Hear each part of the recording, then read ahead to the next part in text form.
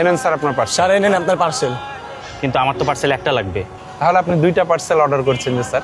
আর বলো না, অর্ডার তো আমি একটাই করেছিলাম, কিন্তু আমার ছেলে ভুল করে আরেকটা অর্ডার করে দিয়েছে। এখন আমি কি করব বলো? আচ্ছা যাই হোক, তোমরা যেহেতু দুজনে চলে এসছো, পার্সেল তো আমার একটাই লাগবে। তোমরা দুজন এখন আলোচনা করে দেখো যে আমি কার পার্সেলটা নিব, আর যার পার্সেলটা নিব আমি তাকে 100 টাকা বকশিশও দেবো। তাহলে আপনি এর পার্সেলটাই নেন স্যার। আমি ওর পার্সেল নিব কেন? হিসাবে তো তোমার পার্সেলটা নেওয়ার কথা, কারণ তুমি আগে আসছো।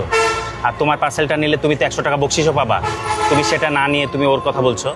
আসলে স্যার আমার কাছে বাইক আছে, তো এর জন্য আমি আগে পৌঁছে গেছি। যদি ওর কাছে সাইকেল না হয়ে বাইক থাকতো তাহলে ও আমার থেকে আগে পৌঁছে যেত।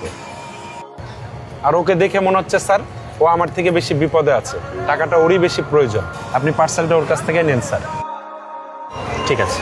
আরেকটা কথা কি জানেন স্যার, আমি যদি কারো উপকার করি, মহান আল্লাহ পাক কোনো না কোনো দিক দিয়ে আমার উপকার করে দিবে ইনশাল্লাহ। ঠিকই বলেছো। ঠিক আছে, তোমার পার্সেলটা দাও। এই যে তোমার পার্সেলের টাকা, এই যে 100 টাকা তোমার বকশিস। ধন্যবাদ স্যার।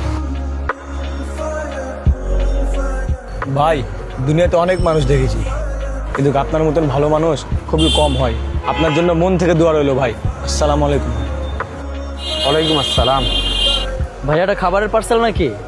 জি স্যার। আমিও খাবার কিনতে যাচ্ছিলাম, তো খাবারটার দাম কত? 500 টাকা স্যার। তাহলে এই খাবারটা আমাকেই দিয়ে দেন, আমার আর কষ্ট করে যাওয়া লাগলো না। ঠিক আছে স্যার। এই যে নেন, খাবারের দাম 500 টাকা। আর আমার তো খাবারটা নিয়ে আসতে যাতায়াত ভাড়া লাগতো, ওটা বাবদ 100 টাকা নেন।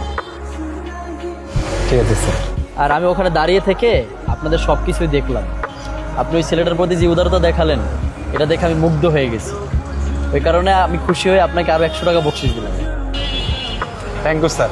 আসসালামু আলাইকুম। ওয়ালাইকুম আসসালাম।